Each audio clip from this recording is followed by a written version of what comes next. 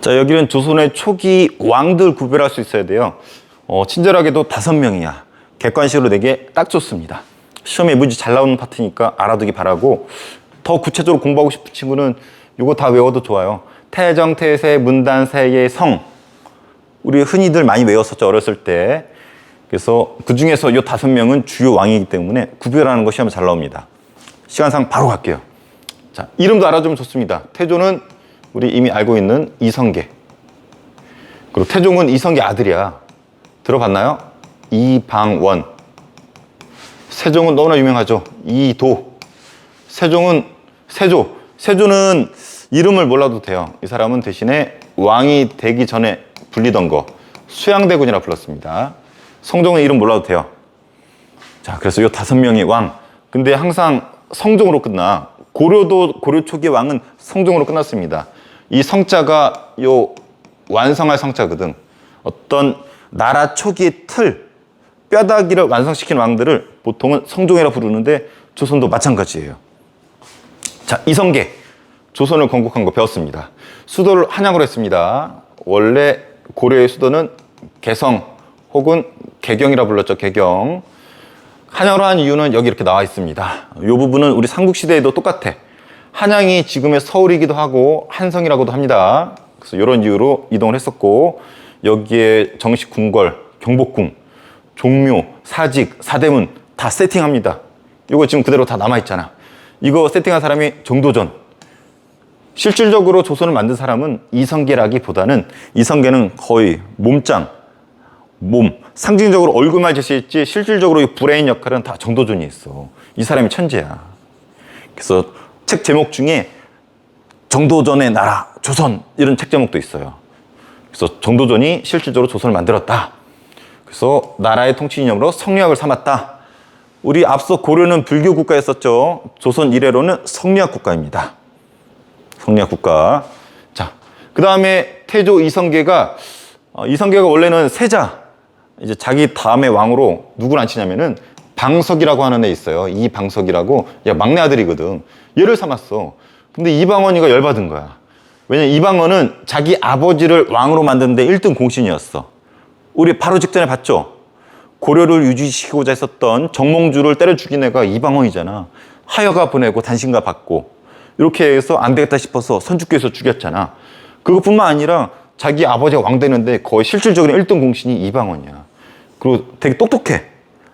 추진력 있고 왕으로서 자질은 갖췄어. 근데 아버지가 막내 아들, 너무 귀엽잖아. 맨날 방석에 앉아가지고 귀염 떠는 이 방석이 너무 귀엽잖아. 그래서 방석이로 세조를 앉힌 거야. 그래서 이방원. 그래서 이런 거 못 보죠. 야심가거든. 그리고 아버지가 왕인데 정도전이 막 깝치고 앉아 있어. 얘가 다 한단 말이야. 그래서 안 되겠다 싶어서 방석이 죽이고 정도전 죽이고, 그래서 정도전 죽고 공신과 외척들 싹 죽여버립니다. 이것을 왕자의 난이라고 부릅니다. 여기서 말하는 외척은 외갓집 친척이라는 뜻이에요. 이방원의 아들이 세종대왕이거든. 근데 이방원이 왕이 되었을 때는, 아니죠, 세종이 왕이 되었을 때는 요 삼촌들 있죠, 외삼촌들, 이방원이 다 죽여버렸어. 세종 입장에서 외삼촌은 이방원 입장에서는 처남이거든. 이방원의 와이프의 오빠들이거든. 싹 죽여버려. 왜? 나중에 이 외삼촌들이 이 세종대왕이 왕권에 어떤 방해가 될 수 있기 때문에 이방원 입장에서는 자기 아들한테 온전한 왕권을 물려주기 위해서 세종 입장에서 삼촌들까지도 죽일 정도로 되게 과격했던 인물이에요. 사람은 많이 죽였어. 정도전, 방석은 동생이잖아, 그치? 그리고 형들도 막 싸대기 치고, 그리고 세종대왕의 친척들, 처갓집 식구들, 이방원 입장에서 처갓집 식구들 죽여버리고 세종한테 왕위를 물려준 사람. 그래서 세종대왕 여기 보면 수많은 업적이 있는데 엄청 많거든. 졸라 많어. 선생님 줄인 거야. 근데 세종대왕이 이렇게 많은 업적을 낼 수 있었던 이유는 이방원이 다 죽였기 때문이에요. 이 사건을 왕자의 난이라고 합니다. 그게 2차례. 그리고 이방원은 왕권 강화에 심혈을 기울입니다. 개인 군대였던 사병 없애버리고 의정부 권한을 축소했었고, 이건 이따 설명해 줄 거예요. 그리고 호패법을 실시했습니다. 호패법은 지금으로 치면 민증이라고 보면 돼. 이렇게 나무로 해가지고 여기 신분, 나이, 이름 이런 것들 막 써가지고 자기 신분을 드러내는 건데, 이런 목적 때문에 합니다. 인구 파악, 세금 징수, 군대에 갈 사람들 체크하기 위해서. 아래쪽으로 나오니까 그때 다시 설명하고. 자, 방금 얘기했지만 이방원이 아들한테 토수합니다. 심지어는 자기가 죽지도 않아. 죽지 않고 아들한테 왕위를 물려줍니다. 그리고 본인은 상황에 대해서 뒤에서 세종 딱 앉히고 뒤에서 컨트롤해. 씨발, 누가 우리 새끼 내 아들한테 깝치워, 씨발. 야, 아들 말 잘 들어. 자, 해봐. 해가지고 세종 딱 앉히고 지가 커버해 줍니다. 이 중 상당수 업적, 특히 이런 국방력 부분은 자기 아버지 업적이야, 실질적으로는.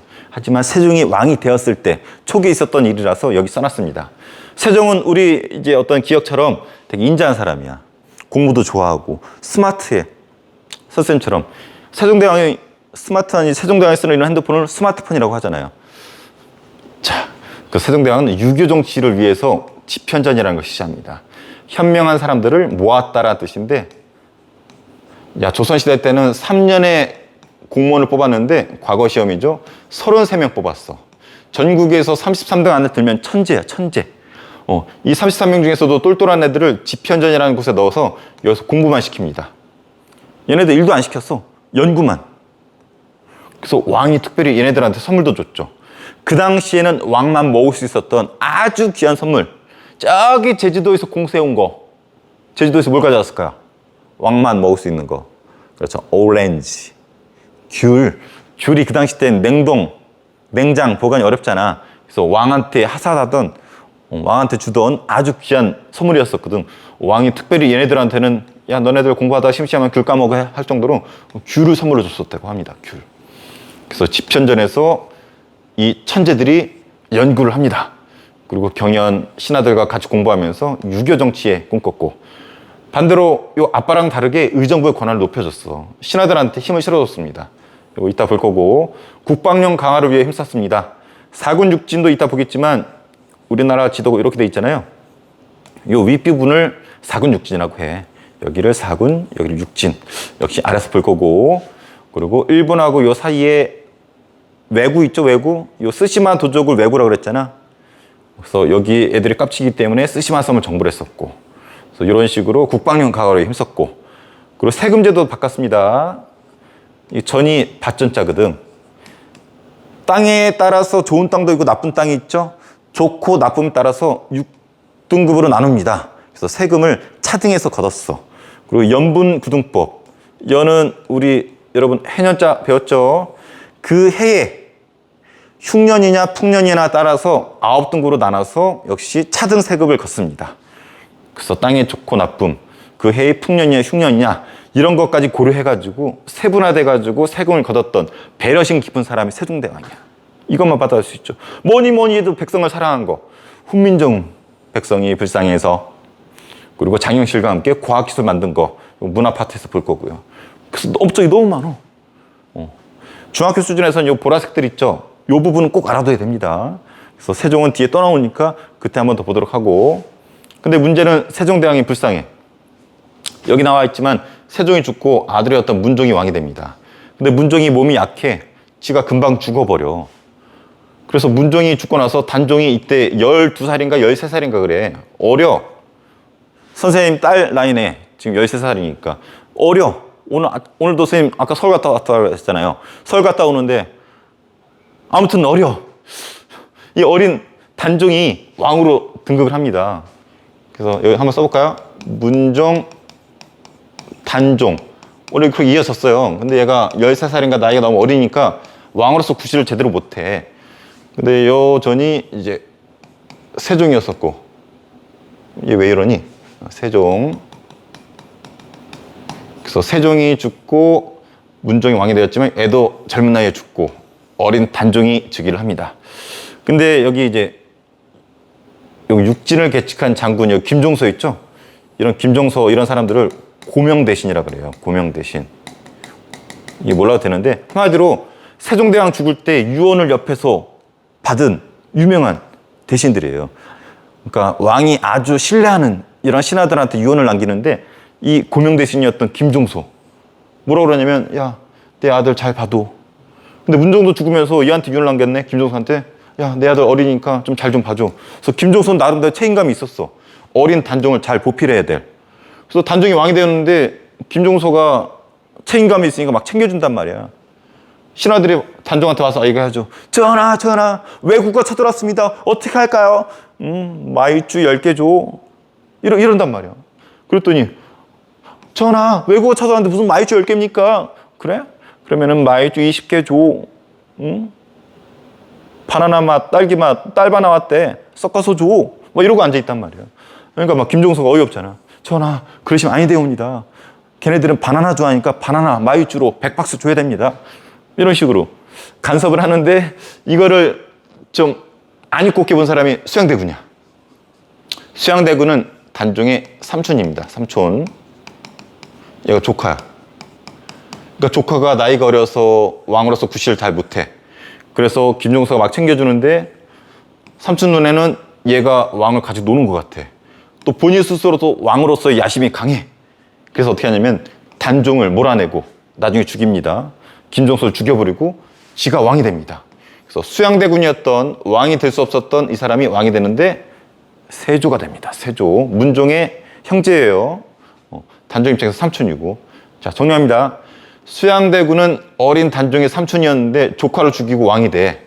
이것을 세조라고 하고, 이 사건, 조카 죽이고 왕이 된 이 사건을 계유정난이라고 합니다.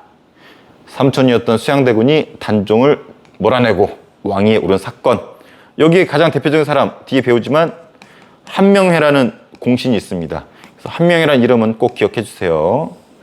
세조를 왕으로 만들어준 사람. 이 사람은 왕권강화야.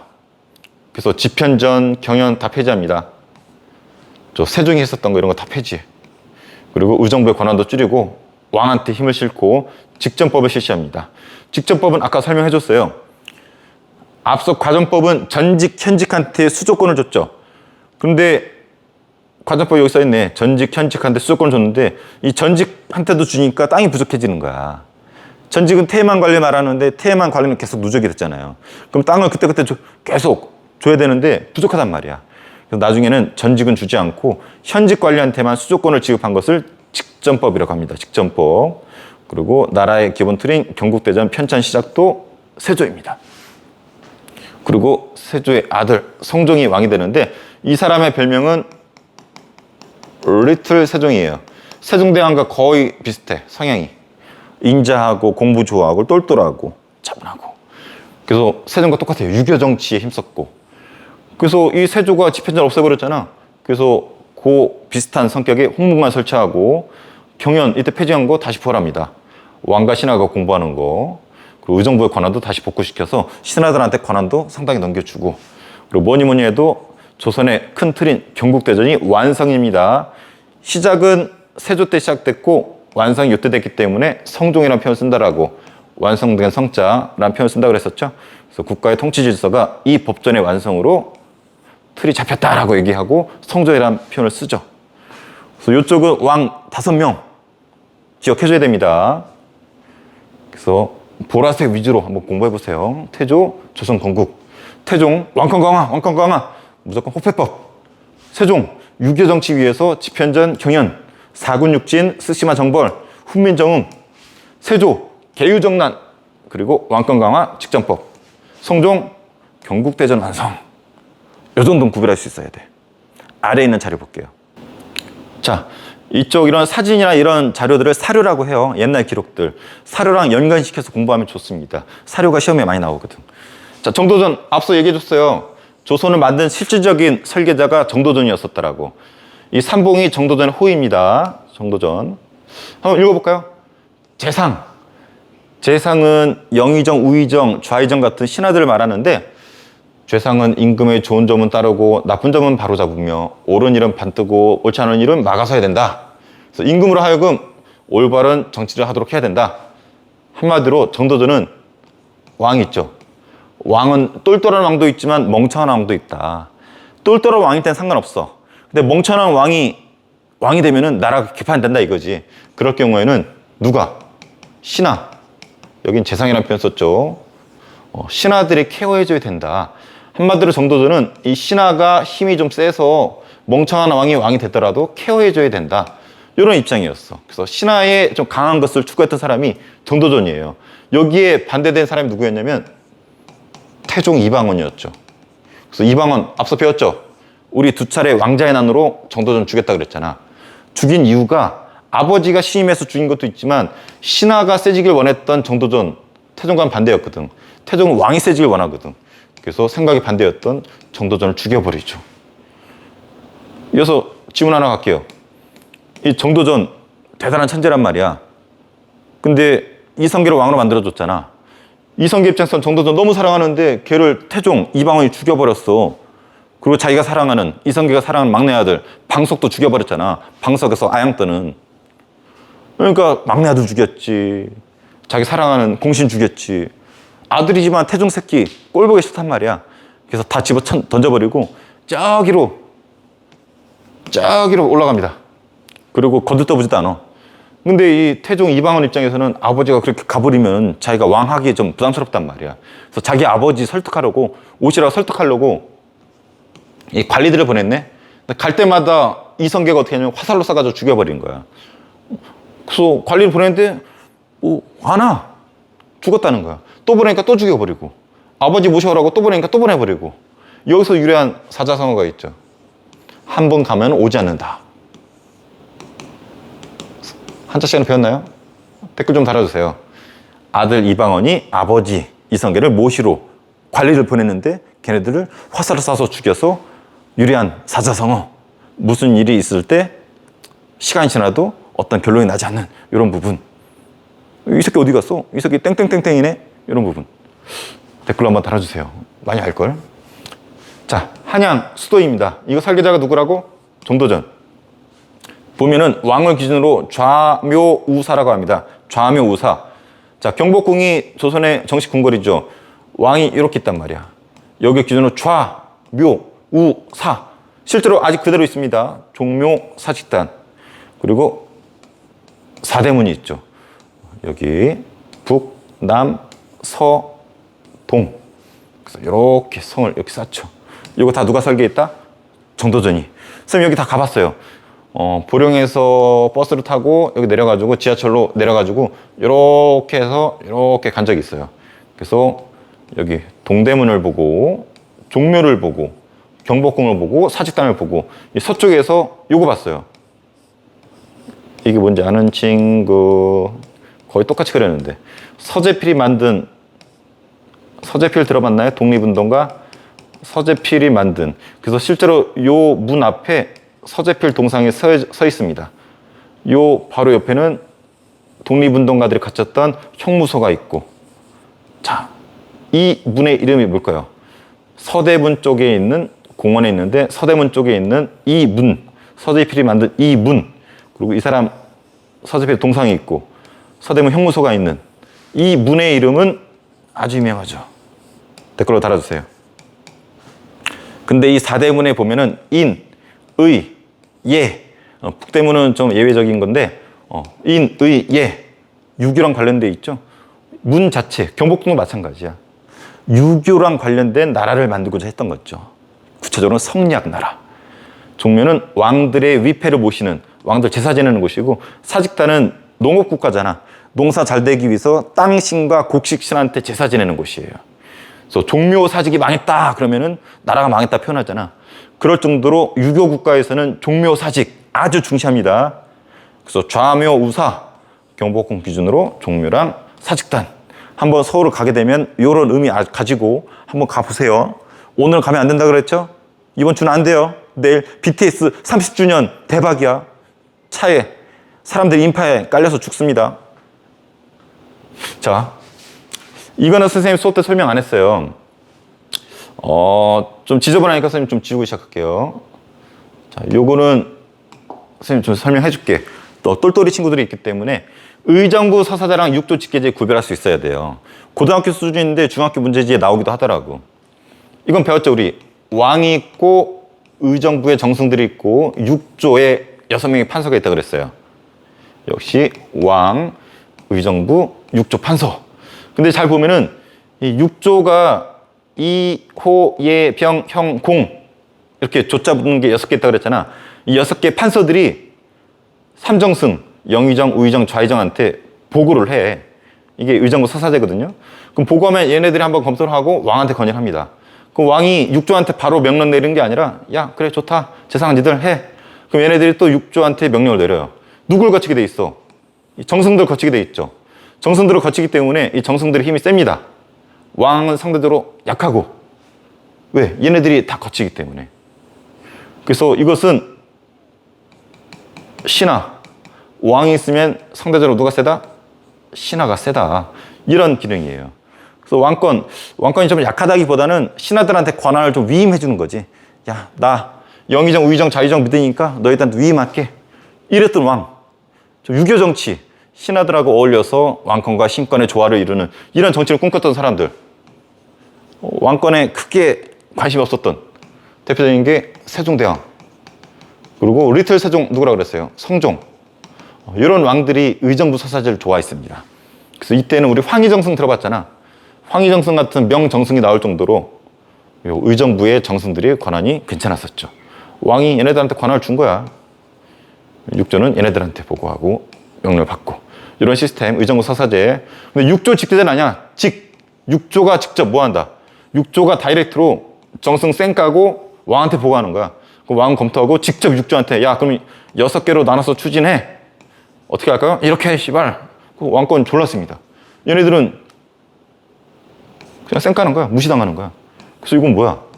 왕이 있는데 신하, 여기서 말하는 신하는 정승인데 신하도 왕이 훨씬 센 거죠. 그래서 왕권 강화를 꿈꿨던 왕 누가 있어요? 세종과 성종이 좀 유교 정치를 통해서 신하들하고 권력을 공유했다면 왕한테 권력을 집중시키는 태종, 세조 이런 애들. 그래서 요 애들은 육조 직계제를 했었다라는 거. 차이점. 신하들한테 권한을 줬느냐? 의정부 서사제. 신하들 쌩 까고 왕이 직접 했느냐? 육조 직계제. 요 차이점. 똘똘이들은 알아두세요. 본인이 똘똘인지는 본인이 판단하세요. 자, 호패. 어느 왕이 실시했다? 태종 이방원. 아주 중요하다고 그랬어요. 보통 이렇게 나무로 만들었고 16살 이상의 남자들만, 여자들은 이때 인간 취급을 안 했습니다. 재산 취급을 했어요. 그래서 남자들한테 하면 심지어는 노비도 뭐만 있다면 남자 그게 있다라면 노비한테도. 근데 여자는 안 줬어. 그래서 신분에 따라 달랐고 이름 출생년도 과거 합격 여부가 기재되었다. 좀 허접하긴 하죠. 지금 민증의 개념이라고 보면 됩니다. 그래서 퀴즈 하나 갈까요? 우리나라 민증의 시작은 어떤 사건인지 아는 사람? 참고로 박정희 시대 때 민증 처음 시작했습니다. 이 사건을 계기로 민증이 만들어져요. 아는 사람 댓글 달아주세요. 자, 사군육진 누가 개척했다? 세종대왕. 세종대왕.